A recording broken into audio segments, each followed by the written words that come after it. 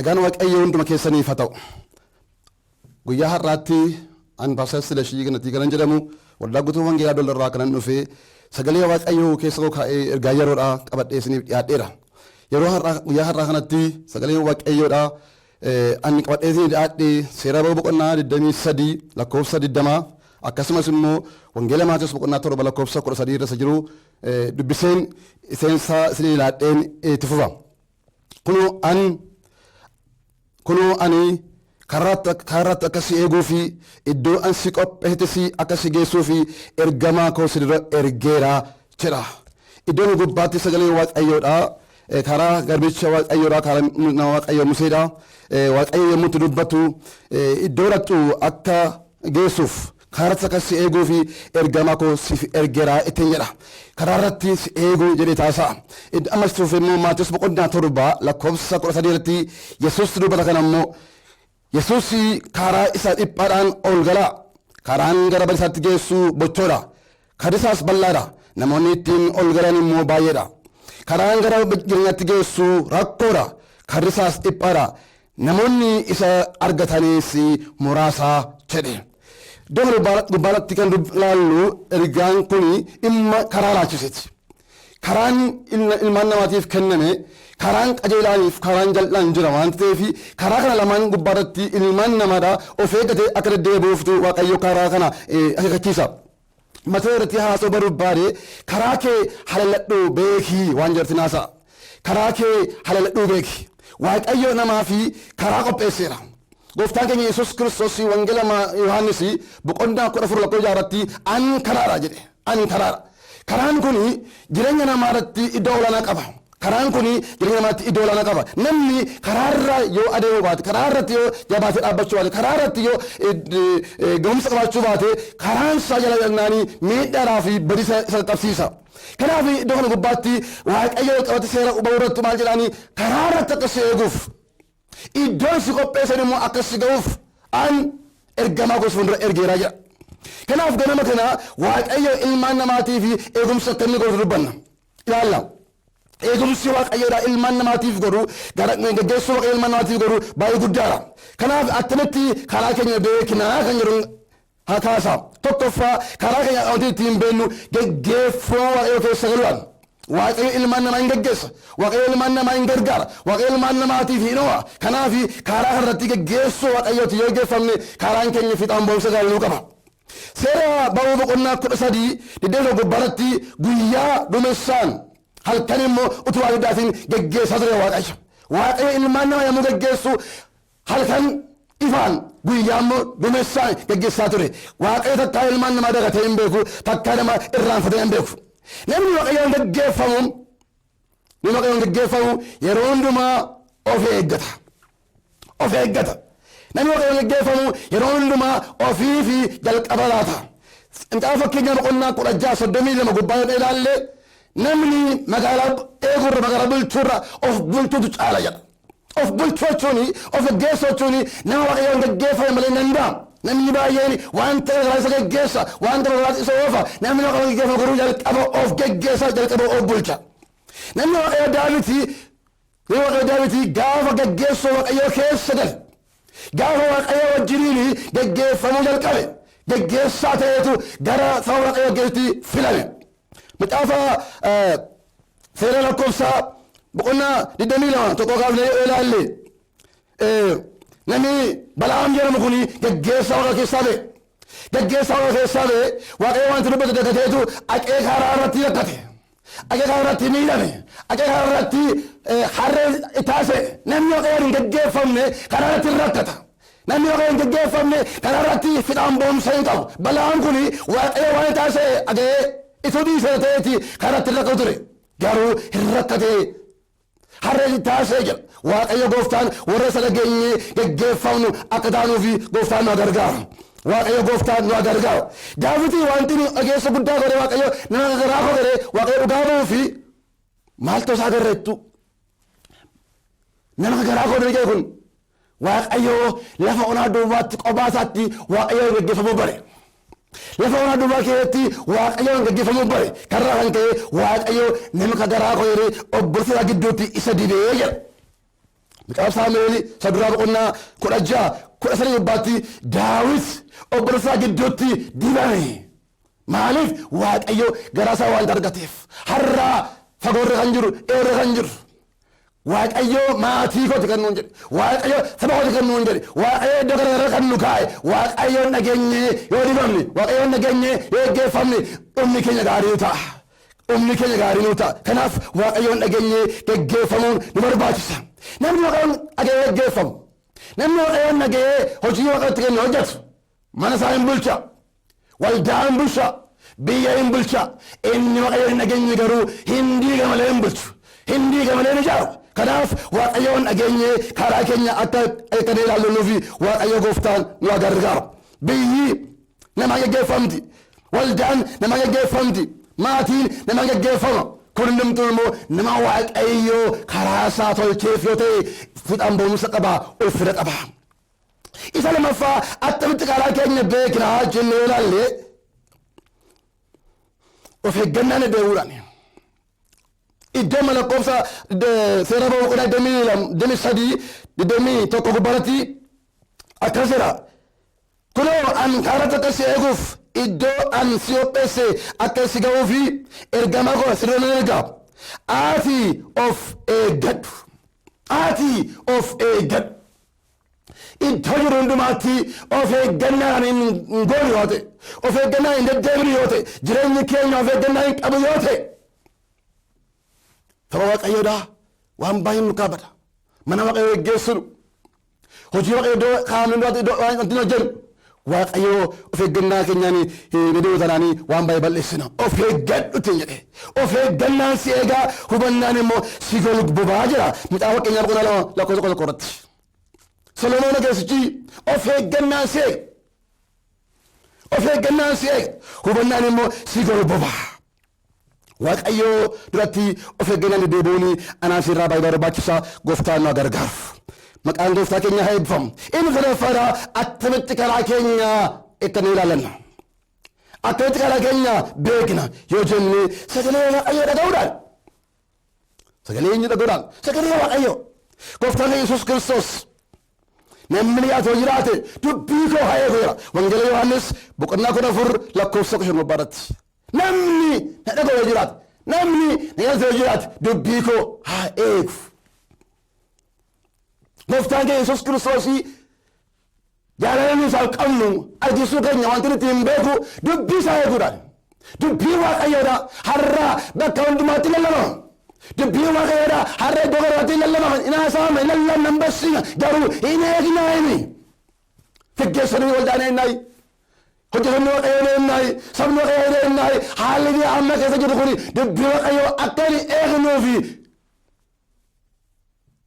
dubbii waaqayyoo akka hin jirruufi haalli keenya mijataadhaayi. Phaawulos qulqullummaa jira yoo mijates yoo mijachuu baates hojii ergamaa wangeelaa raawwadhu jira. Ergaa Xiimotewos barreessan lammataa boqonnaa 4 lakkoofsa 7 raawwadhu. Ergamni keenya obboleessa tokko mijachuudhaaf mijachuu dhiisuudhaaf miti. Ergamni keenya hamma dhumaatti. Gooftaan nu gargaara.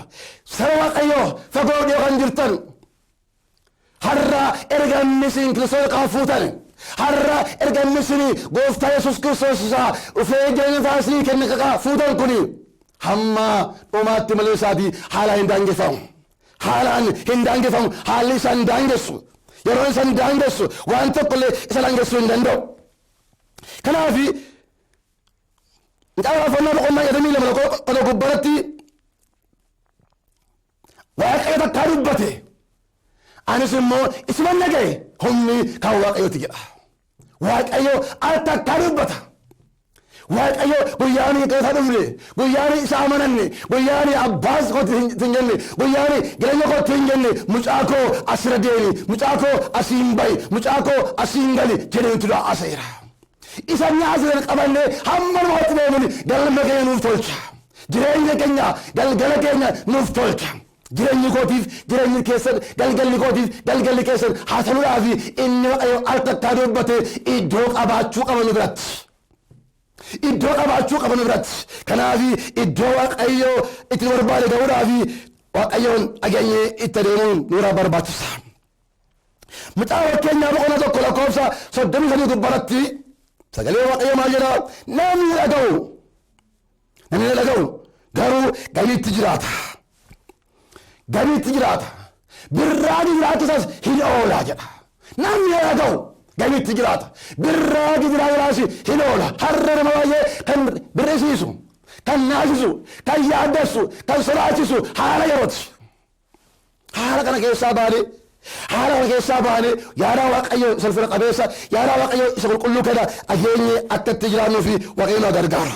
Namni dhaga'u Waaqayyoon dhageenyaan sodaan qabnu, yaaddoon qabnu, haalli qilleensi barraasu nurraasu. Saba Waaqayyoo, namoota Waaqayyoo waanti sidaa sorramaani. Waaqayyoon dhaga'i hin raafamtu. Waaqayyoon dhaga'i hin yaaddoftu. Waaqayyoon dhaga'i karaatti naftu. Macaafa Iyyoob boqonnaa 36 isa dhaga'anii isaaf yoo hojjetan bara isaanii gaariitti, waggoota isaanii immoo akka isaan toletti hin raawwatu jedha. Waaqayyoon dhaga'anii har'aan dhaga'uuftee deebi'anii talaata. Warri waldaa jirtan, warri biyya jirtan, warri eessa jirtan Waaqayyoon dhageenyaan barri kee gaariitti si raawwata. Haaleluyyaa. Barri kee gaariitti akka solatti si raawwata. Waaqayyoon dhaga'anii deddeebi'uun murteessaadhaaf murteessaadha. Waaqayyoon dhaga'anii hojjechuun murteessaadha. Warri Waaqayyoon dhaga'anii gaariitti bara isaanii xumuratu, gaariitti bara isaanii geggeeffatu. Haaleluyyaa. Inni arraffaadha attamitti karaa keenya beekna ni jedhu Waaqayyoon sodaachuudhaani. Qulqullummaadhaan Waaqayyoon bira deebi'uudhaan namni Waaqayyoon sodaatu, namni qulqullummaa Waaqayyoon bira deebi'u bara isaa hundumaa karaa isaa irratti mo'ichaan deddeebi'a. Seera Ba'uu boqonnaa 23 irratti ati hojii warra ormaa keessa harka kee hin galfatin jedhan. Nan dubbisa dhaqee ati waaqayyoolii isaaniitiif hin qomayin, isaaniis hin sagadin, hojii isaanii duukaas hin bu'in, bifa waaqayyoolii isaanii balleessi, utoo isaaniis caccabsi jedha. Waaqayyoon sodaannaan inni hamaan sirratti aangoo hin qabu, hin caccabsa malee, hin buqqisa malee isaaniif hin qomaatu. Maqaan Gooftaa galateeffamu. Waaqayyo Gooftaa keenyaaf yeroo jiraannu, Waaqayyo Gooftaa keenyaaf yeroo ulfeelaannu inni hamaanii nu keessa iddoo hin qabu. Har'a bula tokko isa hamaa sanatu karaa nutti baafataa jira. Waaqayyo Gooftaa maccaa isaa eeffatu. Biyyi keenya biyya kakuuti. Biyyi keenya lafti keenya lafa kakuuti. Ormii nurratti ba'uu hin danda'u. Ormii nurratti hiituu hin danda'u. Hin diigna hojii ormaa isa du'a moo'ee kee maqaa Yesuus hin diigna. Lafa keenya irraa haa diigamu. Maqaa Gooftaatiin haa diigamu. Seera Ba'uu Leewwataa 11 irratti ani Waaqayyo Waaqni keessan inni biyya Gibxii isin baase. Waaqayyo keessan waan kan ta'eef ani irratti qulqullummaan deddeebi'aadha. Inni Gibxii isin baase. Inni biyya ormaati isin baase. Inni garummara isin baase. Ani Waaqayyo waa keessan waan kan ta'eef qulqullummaan kan deddeebi'a. Waaqayyo qulqullummaan isirra deebi'uu hin barbaada. Maaliif qulqullummaan deebi'aan jedha Waaqayyo jennee gaafanne Waaqayyoon kan arguu dandeenyu qulqullummaan malee hin danda'amu. Ergaa Ibrootaa boqonnaa 12 irratti qulqullummaadhaaf dhamaa isa malee Waaqayyoon arguun hin danda'amu jedha. Qulqullummaadhaaf dhamaa, qajeelummaadhaaf dhamaa, tokkummaadhaaf dhamaa isa malee Waaqayyoon arguun hin danda'amu. Har'a Waaqayyoon arga borii koo galgala koo gaarii filatte har'a bakka jirtu hundumaatti qulqullummaadhaaf tokkummaadhaaf dhamai. Namni gaarii isaa barate kun maal jedha? Tokkummaadhaaf qulqullummaadhaaf dhamaa jedha. Qulqullummaadhaaf tokkummaadhaaf dhamaa jedha. Har'a bara tokko ani bisirii qulqullummaa kanaaf tokkummaa kanaaf dhama'uun nurraa eegama. Dhaamsanis ni qaba. Geggeessonni waldaa tokkummaadhaaf dhamaa. Geggeessonni biyyaa tokkummaadhaaf dhamaa. Abbootiin seeraa tokkummaadhaaf dhamaa. Yoo tokkummaadhaaf dhamaane biyyi keenya nagaa argatti. Galanni Gooftaadhaaf haa ta'u. Qulqullummaan tokkummaan Waaqayyo biraa kan nuyi dhaallu. waaqayyo bira kan nuti darbe yaada waaqayyooti. Ulfinni gooftaa keenyaaf haa ta'u. Maqaan gooftaa bara baraan haa eebbifamu. Nuti waaqayyo bira wanti ni arganne wanti ni fudhanne qulqullummaadha, tokkummaadha. Haalli gargar nu qoodu, haalli nu diigu, haalli nu timsu kamillee nutti aangoon qabu nuti afaan keessa, sanyii keessa, gosa keessa, dhiiga Yesuusiin kan filatamneedha. Kan filatamne immoo mootummaa hafamuu hin dandeenye filatamne. Mootummaan keenya akkuma ergaanii birootaa boqonnaa qola lakkoofsa 28 ta'utti mootummaa rafamuu hin dandeenye qabnaa jira. Mootummaan addunyaa har'a jiru hin raafama, hin kufa, hin ka'a. Kan keenya mootummaa waaqayyoodha, kan bara baraati. Gatiin keenyas immoo mootummaa bara baraa keessaa nu kennama. Gatiin keenyas immoo mootummaa bara baraa keessaa arganna. Kanaafiyyuu har'a mootummaa waaqayyoo isa raafamuu hin dandeenye kanaaf of qopheessuu qabna. Qulqullummaadhaan waaqayyoon sodaachuudhaan, qulqullummaan waaqayyoon sodaachuun jiran hundumtu jira. Lafa nagaan jiru, lafa tokkummaan jiru, lafa qulqullummaan jiru hundumaatu jira. Lafa tokkummaan hin jirre, lafa qulqullummaan hin jirre, lafa nagaan hin jirre immoo waan tokko jiraachuu hin danda'u. Jechuu hin danda'u. Tokkummaa keessa jira. Waaqayyo lafa tokkummaan jiru hin jira. Lafa waaqayyo jiru immoo hundumaatu jira. Bara baraan maqaan isaa eebbifamu. Isa shanaffaa attumatti karaa keenya beekna jedhee yommuu nutti fufee haasa'u ni shanaffaa nama amantii ta'uudha. Nama amantii ta'uudha. Seera boqonnaa 23 irratti maal jedhaa? Ana waaqayyo gooftaa kee duwwaanaaf hojjedhu. Ana waaqayyo gooftaa kee duwwaanaaf hojjedhu. Eenyuyyuu bakka jirutti nama amantii taanaan waaqayyo gooftaanaaf hojjeta. Ana waaqayyo gooftaa kee duwwaanaaf hojjedhu. Yommuu isa hojjennu, yommuu isa tajaajillu biyya keenyaaf aara galaffii, waldaa keenyaaf aara galaffii, uummata keenyaaf aara galaffii, lafa keenyaaf aara galaffii, misooma guddeeffinna. Ana duwwaanaaf hojjedhu. Nama amantii ta'uu jechuun kana. Waldaa dhaquu miti, lallabuu miti, barsiisuu miti, amantiidhaan jiraachuu. Amantiin ija qaba. Amantiin ija qaba. Mukti tokko ija isaatiin beekamaadha gooftaa Yesuus Kiristoos. Iji muka sanaa harbuudha kan ittiin jennu yoo ija harbuu qabaateedha. Kosarruu kan jennu ija kosarruu qabaateedha. Wayinii kan jennu ija wayinii qabaateedha. Katoo baanaan mukti sun muka miti. Muka akkasumaaniti malee muka sanaa deemuu hin danda'u. Kanaaf amantiin ijaan beekama. Har'a namoonni baay'een kiristaanaa waldaa dhaqaa waan akkasiiti hin jedhama. Hojiin isaa garuu faallaa sana taanaanii waaqayyo ittiin gammadu. Kanaaf nama amantii ta'utu nurra jiraata. Gooftaan nu gargaaru. Amantiin gatii guddaa nama argamsiisa. Ergaa Ibrootaa boqonnaa 10:35 gubbaatti amanachuu kee isa gatii guddaa qabu hin gatiin jedha. Amanachuu kee isa gatii guddaa qabu hin gatiin. Obbola tokko addunyaa kanarraa gatii nama kaffalamu, addunyaa kanarraa wanti nama godhamu takkaa wanti nuuf gatii amantii wajjiniin takkaa wanti nuuf gatiin amantiidhaa kan bara baraan itti jiraannudha. Haaleluyyaa. Kan bara baraan itti jiraannudha. Kan bara baraan gaaf tokko annee keessaa gatiitti argannudha. Gatiin amantiidha. Gatiin amantii guddaadha. Gatiin amantii kan bara baraati. Kanaaf amanachuu jechuun gatii guddaa qaba. Abbootiin amantii darban kan isaan ittiin zeetiidhaan faalitan, kan isaan ittiin bara dhaabbatan, kan isaan leenca beelaatti gadi hawanii ittiin nyataman amantiidhaafi. Amantiin jireenya namaa hin geeddara. Amantiin biyya namaa hin geeddara. Amantiidhaan akka fuula hora deebinee karaa keenya ilaaluu fi waaqayyo nu gargaara. Karaa keenya ilaallannaanii jireenyi keenya fuula waaqayyo irratti iddoo guddaa qaba. Waaqayyo nu gargaara.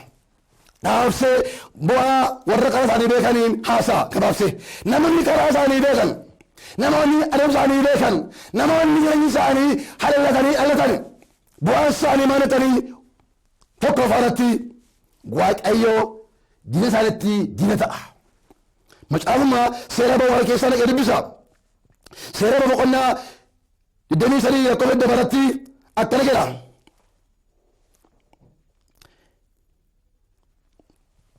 Dubbii isaa beeksee goote yoo dhaggeeffatte waan ani sitti dubbadhu hundumaas yoo goote an diina keetti diinan ta'a. Diinni kee sin danda'u anas sii jira jechuudha Waaqayyo. Anas sii jira. Anas hunda darbee adeema. Anas sii dubbata. Anas sii lala. Diinni kee sin danda'u anatu diina itti ta'a jedhe. Har'a namoonni baay'een diina koo diina sana jira. Diinni kee Waaqayyo lolameera sin danda'u. Ati waan karaa kee qajeelfadhu. Ati waan karaa kee sirreeffadhu. Diinni keenya amajaajiin seexanaa inni immoo kufeera. Yesus matasaa buruseera. Lakkoofsa darbarraa achuma seeraa booddanii sadii darbarratti waan jedhaa. An naasisuu koo siree nan erga. An naasisuu koo siree nan erga. Namoota ati itti dhuftu hundumaas waliin wal dhaalchisa. Naasisuu koo si fuuldura nan erga. Namni ati dhuftu hundumtuu immoo waliin wal dhaalchisa. Inni amaaf kan uffatee manaa ba'e yommuu si bira ga'u walii wal dhaala. Sarbuu hin danda'u. Si dhiyaachuu hin danda'u. Si injifachuu hin danda'u. Maaliif Waaqayyotu walii si wal dhaalchisa. Haaleluyyaa. Waaqayyo keenya diina keenya walii wal dhaalchisa. Inni lamaffaadhaa yeroo karaa keenya beeknu wanti nuuf ta'u eebbaaf taana. Har'a koo biyyi keenya akka biyya maaliitu kadhachaa deemna. Eebbaaf hin ta'uu dandeenyu. Eebbaaf ta'uu dandeenyu. Kadhachaa deemna. Maal jedhaa? Midhaan keef bishaan kee nan eebbisaa jira iddoo maa gubbaadha. Midhaan keef bishaan kee nan eebbisa. Waaqayyo gooftaan midhaan keenya bishaan keenya eebbifnaan biyyi keenya ala galfatti. Hiyyeessi hin jiru. Beela'aan hin jiru. Rakkataan hin jiru. Waaqayyo biyya keenya hin eebbisa. Waaqayyo bara dhumaarratti Itoophiyaa hin eebbisa. Hin eebbisa Waaqayyo Itoophiyaa. Biyya keenya hin eebbisa Waaqayyo. Biyyi keenya biyya eebbaati. Biyyi keenya biyya ulfinaati. Waaqayyo gooftaan karaa keenya akka sirreeffannuuf nu barbaada malee. Inni sirreeffadhaa yeroo karaa keenya sirreeffannu yeroo karaa keenya halalannee beeknu wanti nuuf ta'u dhukkubni keessa hin ta'u. Siree obbo Boqonnaa deemsa gubbaatti akkana jedha. Dhukkubas si keessaa nan balleessa. Dhukkubas har'a manni namootaa baay'ee biyyi keenya dhukkubaan guuttee sodaadhaan guuttee yaaddoon guuttee jirti birii Waaqayyo si keessaa nan balleessa. Karaa keenya sirreeffannu. Rakkinni bira jira. Rakkinni bira jira. Karaa keenya sirreeffannu. Namatu yaada Waaqayyoo bukkee wal dabarse. Namatu yaada Waaqayyoo bukkee darbe. Namatu Waaqayyoon dhagoodhe malee Waaqayyo dhukkubarratti olaantummaa nuuf kenneeraan jedhamu. Si keessaan balleessa. Si keessaan ta'u. Sirratti hin qabu. Simmoo si keessaan balleessa jedha Waaqayyo. Yoo maal ta'e yoo ni karaa keenya sirreeffanne rakkoo keenya keessaa habaanu. Habaanu koo keenya keessa. Habaanu wanta wal xali keessaa. Yeroo sana Waaqayyo rakkoo keenya keessaa himuun baanu Waaqayyo biyya keenya dhukkuba keessaa hin baasa. Inni kan biraan hin afaffaadhaa ija malee hin haftu. Ija malee hin haftu jedha. Ija malee hin haftu. Namni Waaqayyoon duratti karaa qajeelfate. Namni Waaqayyoon duratti karaa sirreeffate ija malee hin hafu. Ija qaba. Maal jira? Wanti ulfa baasu irraa baasu. Wanti abduu godhu hin ta'u isin gidduutti jedhe. Hin ta'u isin gidduutti. Hin ta'u Waaqayyo. Hin ta'u maatii Waaqayyo. Hin ta'u hojjeta Waaqayyo. Wanti nagaa maseensu. Wanti nagaa maseensu. Wanti nagaa maseensu. Maqaa Yesuusiin nurraa haa lagamu. Biyyi keenya maseentu hin taatu. Biyyi keenya lafti keenya maseentu hin taatu. Diinagdeen keenya maseenaa hin ta'u. Maqaa Yesuusiin nurraa haa lagamu. Hin maseentu jedha Waaqayyo. Hin maseentu jedhe. Inni dhumaadhaa namni yeroo kaasa qajeelfatu wanti isaaf ta'u umurii guutuu argattaa jedhe. Boqonnaa 23 Duri jaalaqeen dubbisa. Biyya keessa dubartiin ulfirraa ba'u yookiis dubartiin dhaala qabdu hin jiraattu. Bara jireenya keessii guutuu siif nan godha. Bara jireenya keessii guutuu siif nan godha. Bara jireenya keenya guutuu akka nuuf ta'uuf karaa keenya qajeelfannaan bara jireenya guutuu qabaanna. Waaqayyo bara jireenya guutuu nuuf laata. Ulfinni gooftaa keenyaaf haa ta'u. Kanaaf har'a bara tokko aamplee waaqayyo irratti dubbate namatu karaa isaa sirreeffachuu dadhabe. Ergaan keessa bahuuta jiru karaa kee sirreeffadhu. Mana kee, waldaa kee, biyya kee karaa sirreeffachuu irra jiraata. Abbootiin amantii karaa keessa ilaala. Abbootiin siyaasaa karaa keessa ilaala. Karaa kee sirreeffannaani waaqayyo biyya keenyaa fi ergaa inni qabu si gargaara. Si hojjetan taara, si oolchaara, si qeessaara. Nuti waa guddaa qabna, abdii guddaa qabna, jireenya bara baraatiin kan nuuf ga'u. Sagalee qabna, har'a maaliif akka baalaa ummati harca'aa jira. Karaa keenyatu jallatee karaa keenya hasirreeffannu, karaa keenya hasirreeffannu waaqayyoon haa gargaaru. Waaqayyoon hin kadhanna. Gooftaa jiraataa, gooftaa amanamaa. Yeroo kana yeroo gaarii kan laattee dubbii keessaa akka wajjin ilaalluu fi waan gargaarteef galanni siif haa ta'u. Dubbiin kee hin fayyisa, dubbiin kee hin qajeelcha, dubbiin kee hin deebisa, dubbiin kee hin haaressa. Akka dubbii keetti jiraanne haaromsa akka argannuuf nu gargaari. Fayyinni dubbii keessa jiru maqaa Yesuusiin biyya keenya haa argatu. Sagalee isaa ergee isaan fayyise inni jedhu gooftaa sagalee keessaa dhufee biyya keenyaaf fayyinaa ta'u. Lafa keenyaaf fayyinaa ta'u, waldaa isaatiif fayyinaa ta'u. Inni cufamee jiru waldaan kiristaanaa kana booddee ka'ee haaree akka nu ulfina laatuu fi waldaa keetti ulfina kee deebisi. Sagalee keetiin kaanee akka waldaa kee haaromsuuf, akka waldaa kee ijaaruuf, akka waldaa kee gara keetii fedhiinuu fi gooftaa hubannaa ogummaa nuuf laadhu. Bara keenya jireenya keenya hundumaa keessatti si amanannaa, si abdannaa nu wajjiniin ta'i. Gaggeessuun kee inni gaarii, humni kee inni gaariin, ayyaanni kee inni gaariin yaa Waaqayyo gooftaa nutti adda hin bahin. Biyya keenyatti araarami, lafa keenyatti araarami. Karaa kee walaaluu keenyaan gooftaa si gaddisiifneerra araara nuuf godhi. Araara nuuf godhi. Biyya Itoophiyaatti araarami, gaggeessa Itoophiyaatti araarami, gaggeessa waldaa amantiitti araarami, saba hundumaatti araarami. Araara keessa kadhaa, araara kee waan nu ta'eef galanni siif haa ta'u. Maqaan kee eebbifamu, maqaan kee galateeffamu. Dubbii keetiin immoo gooftaa maccaa nu gargaartee galata keetiif nu qopheessi. Kana booddee haaromsi biyya keenyaaf, haaromsi lafa keenyaaf kan ta'e haa ta'u. Bara baraan eebbifamii, bara baraan galateeffamii maqaa gooftaa Yesuusiin. Ameen.